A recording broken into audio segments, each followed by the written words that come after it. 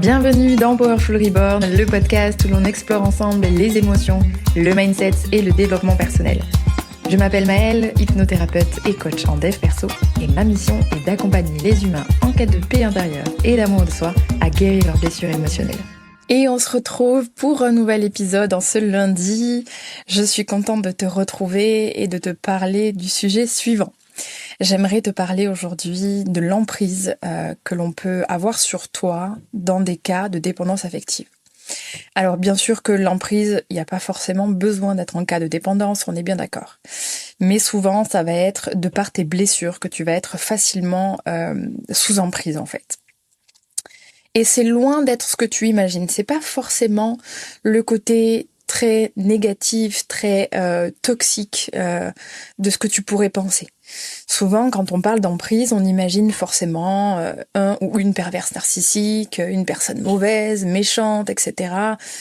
Alors que c'est pas forcément le cas.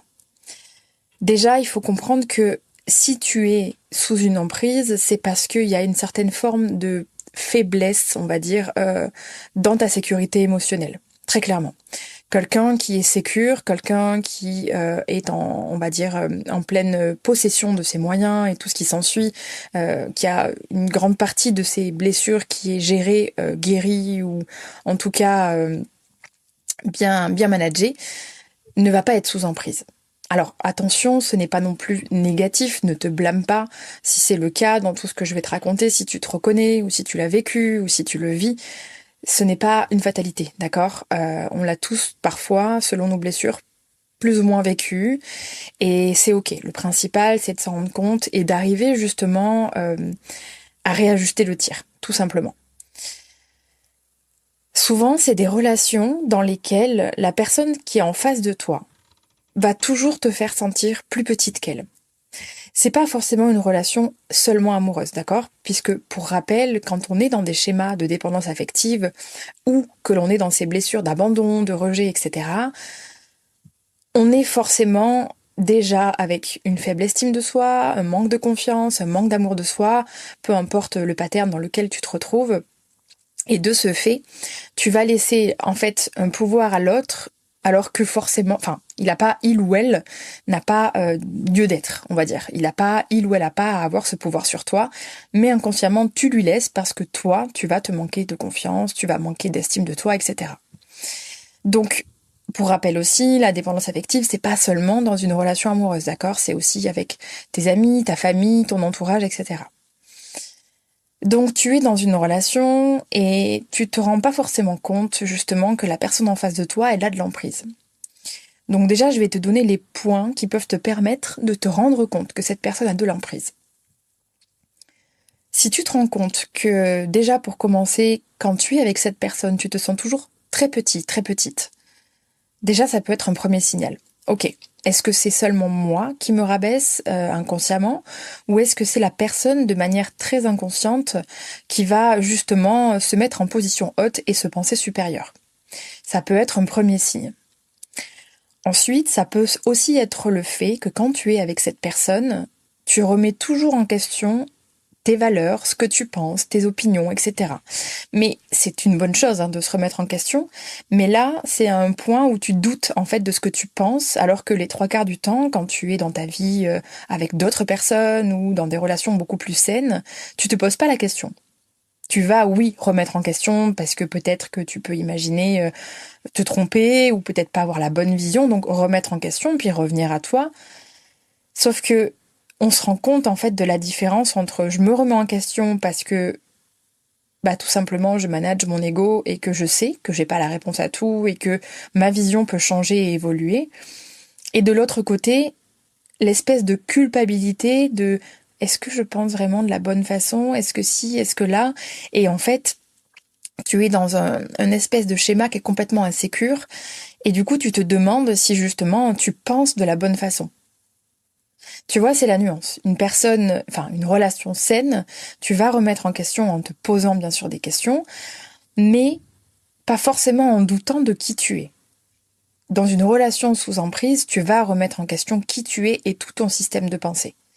Et tu vas être dans une espèce de brouhaha mental de « mais est-ce que je suis sûre ? Est-ce que si ? Est-ce que là ? Est-ce que cette personne n'a pas raison ? etc. » On perd aussi très souvent notre unicité quand on est dans justement un schéma ou dans une relation qui est justement sous forme d'emprise, on perd notre unicité.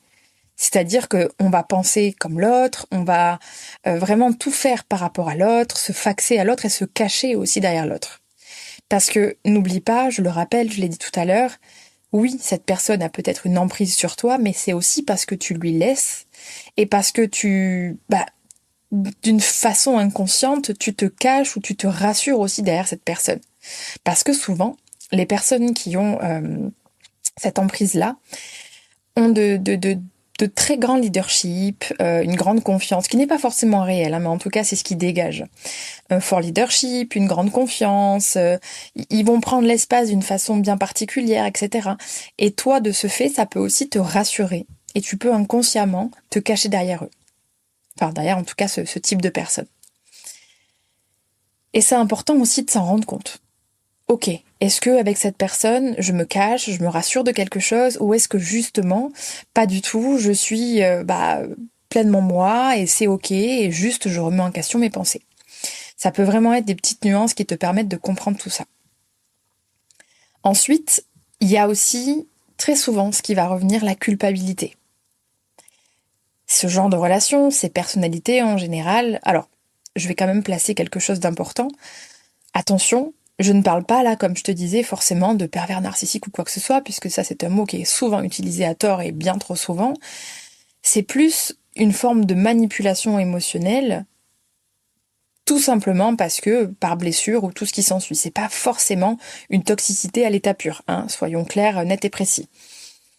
Donc tu te retrouves avec cette personne et quand elle sent peut-être que tu dérives ou que tu remets en question ses propres pensées à elle ou à lui, que tu doutes ou que peut-être tu décides de prendre du recul, de prendre de la distance, cette personne souvent elle va te faire culpabiliser.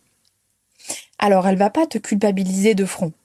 Et c'est pour ça que c'est difficile de s'en rendre compte. Elle va pas faire des choses de front en mode il y a ci, il y a ça, etc. Non, non, non. C'est plus il ou elle va venir appuyer sur des points sensibles pour toi. Donc ça peut être ton empathie, ta culpabilité, peu importe tes blessures en fait. Moi je sais que par exemple chez moi, quand tu veux appuyer sur ces choses-là, il suffit que tu me culpabilises un petit peu sur mes valeurs, mes grandes valeurs, donc l'amitié, la loyauté, etc. Ou bien sur la forme d'empathie, donc peut-être le fait de pas être bienveillant ou je ne sais quoi. Là tu peux être sûr que je vais bégayer. Et je vais me dire, en fait, peut-être que j'ai tort, peut-être que... Ok, n'oublie pas que dans toute relation saine avec une personne sans emprise, il n'y a pas ce genre de choses, d'accord? On n'est pas là en train de te culpabiliser H24 pour je ne sais quelle raison. Et surtout, du coup, dans les moments de conflit. Cette culpabilité, elle est emmenée dans les moments de conflit. C'est-à-dire, tu es avec lui ou avec elle, tu discutes, il y a un conflit, peut-être une divergence d'opinion, peu importe, et de ce fait, la personne, paf, elle va venir appuyer sur tes blessures, sur ta culpabilité, sur ton empathie, etc., etc. Et c'est pas toujours évident de s'en rendre compte. C'est pour ça que je voulais te faire cet épisode aujourd'hui, puisque je sais que vous êtes nombreux et nombreuses à vous reconnaître dans le pattern de dépendance affective ou plus ou moins dans les blessures d'abandon et de rejet, mais n'oublie pas que c'est ta blessure qui parle, d'accord ? Et je sais que c'est pas forcément évident de se rendre compte de tout ça et d'imaginer que la personne en face, elle peut être dans une forme de manipulation émotionnelle. Encore une fois, je le répète, c'est pas forcément de la méchanceté, de la toxicité, c'est un fonctionnement peut-être que cette personne a, et parce que dans les énergies de cette relation, il y a eu une position haute et une position basse. Sauf que c'est forcément une relation qui n'est pas équilibrée et que l'on peut tout de même appeler toxique. Pourquoi utiliser le mot toxique? Pour la simple et bonne raison que toute relation qui n'est pas équilibrée peut être toxique pour l'un ou pour l'autre. Ça ne veut pas dire que les personnes sont toxiques, d'accord? Donc, quand tu es dans ce genre de relation, déjà c'est important d'arriver à comprendre et à mettre le doigt en fait sur des informations qui sont en face de toi, mais que tu ne vois pas forcément ou que tu ne veux pas voir. Parce que souvent, il y a aussi ça. T'es là et tu te rends bien compte qu'il y a un truc qui colle pas, mais tu ne veux pas voir parce que cette relation est importante pour toi, parce que tu aimes cette personne, parce qu'elle compte, parce que tu te dis mais non, peut-être que je suis fou, peut-être que je suis folle. Non, S'il y a des questions, c'est que, comme on dit, s'il y a un doute, c'est qu'il n'y a pas de doute. Bien sûr, à toujours remettre en question sa pensée pour soi-même. Bref, donc je disais, je sais que c'est pas forcément évident de réaliser tout ça, et j'avais vraiment envie d'appuyer du coup sur tous ces facteurs. Alors, je vais pas partir dans vraiment l'excès, pas l'excès, mais on va dire le côté pointu de la manipulation émotionnelle. Si tu as envie d'approfondir le sujet, j'ai fait des épisodes justement sur le sujet. Là, c'est vraiment juste l'emprise. Je voulais vraiment parler de l'emprise dans le cas de blessures d'abandon, de rejet ou de dépendance affective. Et cette emprise, elle t'empêche finalement, comme je disais, d'être toi-même. C'est-à-dire que dans la relation, tu es ce que l'autre attend ou ce que l'autre aimerait. Et logiquement, si tu écoutes ce discours aujourd'hui, tu te rendras bien compte que tu sens bien au fond de toi que tu n'es pas toi-même. Il y a quelque chose qui coince. Il y a quelque chose qui... Il y a un truc qui va pas là, tu vois. Ça ne veut pas forcément dire quitter la relation ou voilà, mais ça veut dire peut-être parler de tout ça. Déjà avec la personne avec qui tu partages cette relation, qu'elle soit amicale, amoureuse, familiale, peu importe. Maintenant, si la personne en face de toi s'en rend compte et effectivement va plutôt te dire ok, peut-être que t'as raison, c'est vrai, pardon, désolé, faudrait peut-être que l'on discute de tout ça, que l'on remette un petit peu d'équilibre dans cette relation. Ça, c'est ok, puisque justement, ça te permet de comprendre que, comme je disais, c'est pas forcément par méchanceté ou par vice ou je ne sais quoi. Il y a juste eu un déséquilibre dans leur relation et c'est complètement ok. En revanche, si la personne en face de toi te dit qu'il n'y a rien, que t'es fou, que t'es folle, c'est toi qui as un problème, là, clairement, j'ai envie de te dire, t'es peut-être pas dans une relation qui est bonne pour toi, en effet. Maintenant, c'est à toi de prendre les décisions. Est-ce que je veux rester ou non dans cette relation ? Ça peut être aussi du coup un point qui peut te permettre de faire un petit peu d'espace et d'y voir plus clair dans la forme de relation que tu es en train de vivre. Tous ces petits points-là du coup que je t'ai donnés, donc le fait de te faire douter, le fait de culpabiliser, le fait de te sentir petit ou petite, de toujours remettre en question tes valeurs, tes pensées profondes, etc. Il peut y avoir bien sûr, comme je disais, une emprise bien plus grande et bien plus profonde. Là, je te parle vraiment dans quelque chose qui n'est pas de base à caractère malsain, d'accord ? Qui est peut-être à tendance toxique, mais qui n'est pas de base à caractère malsain. Sauf que cette emprise, malheureusement, elle ne te rendra pas ni heureux ni heureuse. Parce que dans cette relation, pour trouver ton équilibre, comme je disais, tu vas forcément avoir besoin d'en parler avec la personne. Si la personne est réceptive, c'est ok. Si elle ne l'est pas, ça va être compliqué. Et cette emprise, comme je disais, elle est tout simplement présente parce que toi, aujourd'hui, tu es pleinement dans tes blessures. C'est-à-dire que tu donnes une espèce de validation, tu donnes du crédit à l'autre, alors qu'en fait, oui, tu peux donner du crédit à l'autre, bien sûr, mais pas en outrepassant ton propre crédit. Et c'est souvent là, en fait, qu'est le problème. Parce qu'on s'en rend pas compte. Et c'est important de revenir à toi, de te poser les bonnes questions. Ok, pourquoi je me sens petite ? Qu'est-ce qui fait que je ressens ça ? Est-ce que c'est pleinement moi ? Est-ce que c'est la relation ? Est-ce que c'est la personne de la façon dont elle agit ? Est-ce que je doute de moi ? Est-ce que c'est la personne ? Etc. etc. Mais c'est important dans tous les cas que tu réalises ça et que tu arrives en fait à manager tout ça et à prendre du recul. Sinon, c'est des relations qui sur le long terme vont complètement t'éteindre. Et finalement, ça va surtout te faire du mal plus que du bien. C'est une certitude. Et en fait, c'est pas forcément évident parce que parfois, c'est des personnes qui peuvent être proches de toi. En amour comme en amitié, bien sûr. Bon, si t'es en relation amoureuse, forcément, t'es proche de la personne. Mais ça peut aussi être, en fait, dans des relations amicales. Et tu te rends pas compte. Et tu te rends pas compte que la personne, elle a une emprise sur toi. Et ça se trouve, la personne en face ne s'en rend même pas compte non plus. Ce qui est possible aussi. C'est ça aussi qui est assez touchy, en fait, puisque même si tu en discutes, certains auront peut-être le recul de s'en rendre compte, et d'autres peut-être non, mais ça ne veut pas pour autant dire qu'ils sont mauvais. Par contre, s'ils n'arrivent pas à réaliser ça, et que dans leur tête ou dans leur prisme, c'est vraiment c'est toi qui pars en cacahuète, tu vois, c'est toi qui as un problème, et qu'ils sont pas capables de le voir, ça ne veut pas dire, comme je dis, que ce sont de mauvaises personnes, mais À un moment donné, si la personne n'est pas capable de le voir, ça peut être un petit peu compliqué pour toi. Et dans ces cas-là, il faut en effet que tu puisses prendre des décisions qui sont alignées à toi. C'est pas facile. Dans tous les cas, c'est pas facile parce que, comme je disais, quand c'est des personnes proches de nous, on réalise pas. Et ce qui va être le plus important pour toi quand tu vas réaliser tout ça, si tu te retrouves en effet dans les points dont je te parle, dans les points qui peuvent te permettre justement d'identifier ces comportements, ça va être de t'entourer de personnes neutres et saines. C'est-à-dire avoir un entourage bien réveillé qui arrive à réaliser justement la situation peut-être dans laquelle tu es dans cette relation et qui te disent simplement « Ok, non, là tu planes, là tu vois, clairement une emprise que cette personne elle a sur toi. Ça ne fait pas de toi quelqu'un de mauvais, de machin, de tout ça, c'est ok. Par contre, je t'assure que là, c'est pas bon. » Et ça, je pense que c'est le point le plus important. Quand tu réalises en tout cas ce genre de choses. Quand tu réalises que tu as une emprise, de par cette dépendance ou cette blessure d'abandon ou de rejet, ton entourage et ton entourage sain va être méga super important. Personnellement, ça m'est déjà arrivé. Et honnêtement, ce qui m'a permis vraiment de sortir la tête de l'eau et de sortir de ces relations-là, ça a vraiment été mon entourage. Parce que parfois, t'es là et tout, et tu te dis, ah ben tiens, oui, je me rends compte qu'il y a un truc qui colle pas là, tu vois. Et puis cette personne, elle revient, elle est là, toujours un petit peu dans l'ombre, tu sais, et pouf, elle remet une pièce. Et toi, à ce moment-là, ce que tu viens de conscientiser, ça part en cacahuète. Et tu te dis, peut-être que je me trompe, en fait, peut-être qu'en fait, il ou elle a raison, et peut-être que j'ai tort, mais en fait, il ou elle n'est pas méchant, et puis...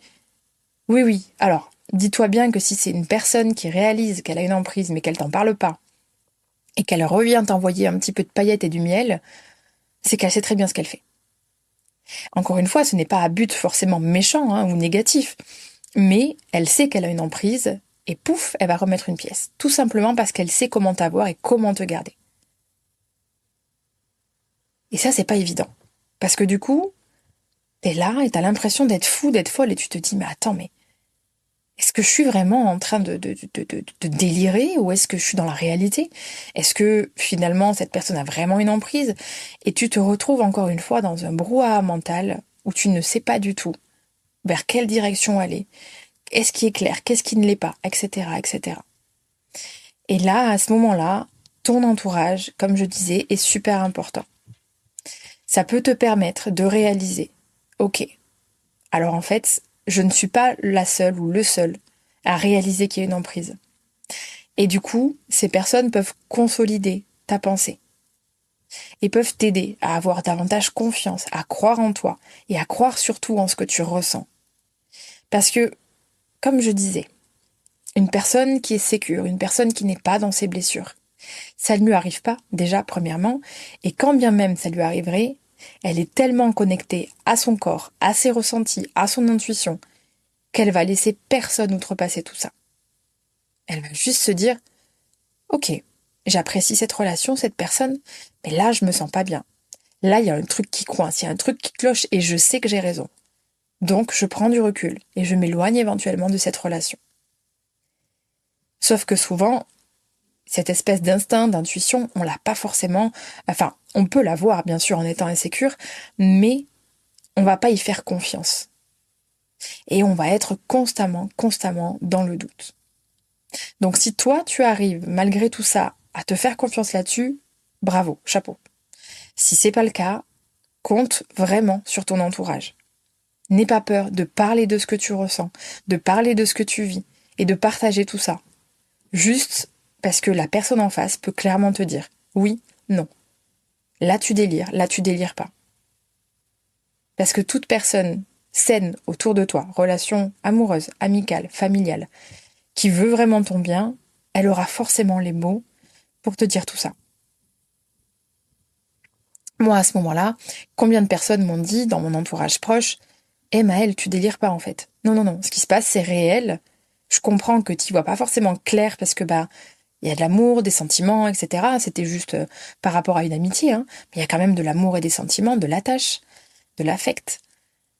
Et c'est pas évident d'y voir clair. Surtout quand les sentiments s'en mêlent, c'est pas évident d'y voir clair. Et à ce moment-là, j'ai eu tellement besoin d'eux. Et heureusement qu'ils ont été là et je les remercie du fond du cœur parce que justement, j'arrivais pas à y voir clair toute seule. Et j'avais pas suffisamment de recul pour me faire confiance. À me dire, ok, je pense ça et c'est tout. Parce que souvent, malheureusement, dans ce genre de cas, tu peux être sûr que cette personne qui a de l'emprise sur toi, elle va avoir d'autres personnes comme toi dans son entourage. Donc elle va avoir l'emprise sur d'autres personnes également. Sauf que si ces personnes ne s'en rendent pas compte et que tu es le ou la seule à t'en rendre compte, eh ben tu te sens un petit peu comme le mouton noir. Hein. T'es là en plein milieu du truc et tu te dis bah merde, je suis toute seule, je suis tout seul. Est-ce que je deviens pas barjot? Mais non. Sache que être le mouton noir, c'est juste parfois être le manifesteur, l'initiateur ou l'initiatrice de quelque chose que les autres n'ont peut-être pas encore compris. Mais dans tous les cas, n'aie pas peur de te retrouver seul ou peut-être à part ou peut-être bizarre, peu importe. Parce que dans tous les cas, tu ne regretteras jamais de t'être écouté pleinement pour ce que tu as ressenti. J'essaye vraiment de te donner les tips qui peuvent te permettre d'identifier et de réagir face à tout ça, mais j'insiste surtout sur le fait que tu vas devoir, pour ton futur, construire cette sécurité émotionnelle. Vraiment. Tu vas devoir construire cette autonomie émotionnelle. Parce que plus tu te rapproches de l'attachement sécure, plus tu es sécure dans ta vie. Et meilleures sont tes relations et plus saines sont tes relations. Notamment, petite parenthèse, c'est ce que je fais dans le programme Libre d'aimer, c'est comme ça que je l'ai construit. Je l'ai construit vraiment, comme tu le sais, pour toutes les blessures émotionnelles et notamment la dépendance affective, blessure d'abandon, blessure de rejet. Et j'apprends, en tout cas au travers du programme, aux personnes qui y participent, à construire une vraie sécurité et autonomie émotionnelle.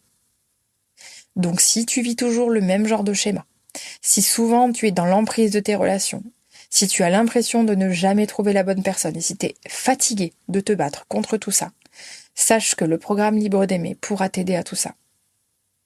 Donc si jamais tu es curieux ou curieuse, le lien du programme est dans ma bio. N'hésite surtout pas si tu as des questions. Et comme d'hab, tu peux toujours m'écrire sur Insta. Si tu as envie d'échanger, je réponds à tout le monde. Bref, petite parenthèse du programme. Pour en revenir à ce que je disais, c'est important en fait que tu apprennes à construire cette sécurité. Parce que là, c'est cool de se dire, ok, j'ai l'entourage qui me permet de sécuriser tout ça. Mais il faut qu'elle vienne de l'intérieur. Il faut que tu puisses apprendre à faire confiance à cette petite voix intérieure, à ce ressenti, à cet instinct qui te dit non, ça c'est pas bon. Non, là il y a un truc qui coince. Parce que je sais pertinemment que souvent, dans des relations passées ou actuelles, ces choses te traversent. Et je le sais, puisque je l'ai vécu aussi. Et à ce moment-là, tu reçois l'info et tu mets de côté. Tu fais du déni, tu fais l'autruche. Parce que tu te blâmes, parce que tu te juges. Mais non, je dois être fou, je dois être folle. Mais non, je me trompe, et puis ci, et puis ça. Et puis tu idéalises, etc., etc. Non, stop. Si tu ressens tout ça, si aujourd'hui ces choses se manifestent dans ton esprit, dans ton corps, c'est qu'il y a quelque chose. Tu n'es ni fou, ni folle. Donc, si ce podcast peut aussi t'aider à y voir clair et à poser vraiment des mots sur ce que tu ressens, alors tant mieux, c'est tout bénef. Parce que je sais que vous êtes nombreux et nombreuses à ressentir ces emprises mais dans diverses relations, en fait, pas forcément en amour. Et c'est pas évident. C'est pas évident parce que on va toujours se blâmer, on va toujours remettre en question ce qu'on pense, etc. Non, comme j'ai dit, ce que tu ressens, c'est pas anodin et c'est pas là par hasard. Donc si tu ressens, va creuser, pose-toi les bonnes questions et prends du recul sur la situation. Parce que cette putain d'emprise, qu'elle soit amicale, amoureuse, peu importe, elle pue. Ah franchement, elle pue. Elle est désagréable. Ah non, on n'en veut pas dans nos vies en fait. On n'en veut pas dans nos vies. Donc si tu as des énergies comme ça autour de toi et que tu sens que c'est pas quelque chose de sain, barre-toi, vraiment. Débarrasse-toi de ça. Tu mérites des relations saines dans lesquelles tout est fluide, tout est smooth. Bien sûr qu'il peut y avoir des frictions, des désaccords, oui c'est normal. Mais la base de la relation doit être saine, agréable et t'apporter du positif. Peu importe la nature de la relation. J'insiste vraiment là-dessus. Parce que cette emprise, elle peut te faire n'importe quoi. Quand tu es sous l'emprise de cette personne, tu peux faire n'importe quoi. Tu peux faire et mettre des actions en place qui ne te ressemblent pas, qui ne sont pas toi. Tu peux outrepasser tes limites, tes valeurs, tes besoins. Tu peux te retourner contre ta famille, tes amis, etc. Tu peux vraiment faire des choses qui ne sont pas bonnes pour toi. Vraiment, sous emprise, on peut faire des dingueries. Donc, on prend conscience de tout ça. On essaye de l'identifier. Si on l'identifie, on essaye d'en parler. Et si ça ne fonctionne pas, alors on prend du recul et on quitte la situation. Et si la pensée te traverse, oui mais je l'aime, oui mais il m'aime, oui mais machin, oui c'est cool, c'est super de s'aimer. Mais l'amour ne fait pas tout, l'amitié ne fait pas tout non plus. Ce que tu ressens, c'est bien. Mais c'est pas parce que tu ressens ça que tu dois être dans l'obligation de vivre ce genre de relation et de t'infliger ça en fait, de t'infliger ça tout simplement. Aucune relation saine n'a de forme d'emprise. Tu n'as pas à te sentir petit ou petite avec une personne. Tu n'as pas à être dans quelque chose où tu ne sens pas bien, où tu ne te sens pas bien dans la relation. On peut avoir des inquiétudes, on peut avoir des compromis, on peut avoir des disputes, on peut avoir des conflits. Il peut y avoir tout un tas de choses dans une relation. Mais comme je dis, la base, c'est être reçu et aimé pour ce que l'on est vraiment. Et inversement, ça marche dans les deux sens. Du moment où tu te sens comme une crotte, où tu as l'impression qu'on te marche dessus, peu importe, dans tous les cas, c'est pas bon. Et l'amour, l'amitié ne suffit pas. Donc j'espère que ce petit épisode t'aura permise de réaliser peut-être que tu l'as vécu ou que tu le vis actuellement. Si tu as des questions, tu n'hésites surtout pas à m'écrire via Insta, comme j'ai dit, je réponds à tout le monde. Et comme d'habitude, je te serais très reconnaissante si tu pouvais laisser un petit avis et une petite note au podcast. Vous êtes nombreuses à m'écouter et honnêtement, j'ai très peu de retours. Et je trouve ça dommage parce que vos retours, c'est pas forcément pour moi et mon petit ego, c'est surtout que plus il y a de retours, plus le podcast est mis en avant. Donc aujourd'hui, on a à peu près 3000 écoutes par mois et je dois avoir une 30aine de commentaires. Donc peut-être qu'il est temps de laisser un petit de laisser une petite note, ça prend 2 minutes.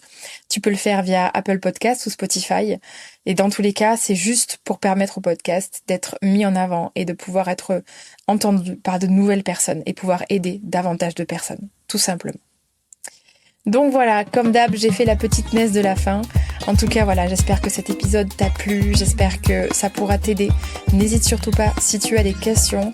Et en attendant, je te souhaite une très belle journée ou une très belle soirée. Et on se dit à lundi prochain pour un prochain épisode. Salut!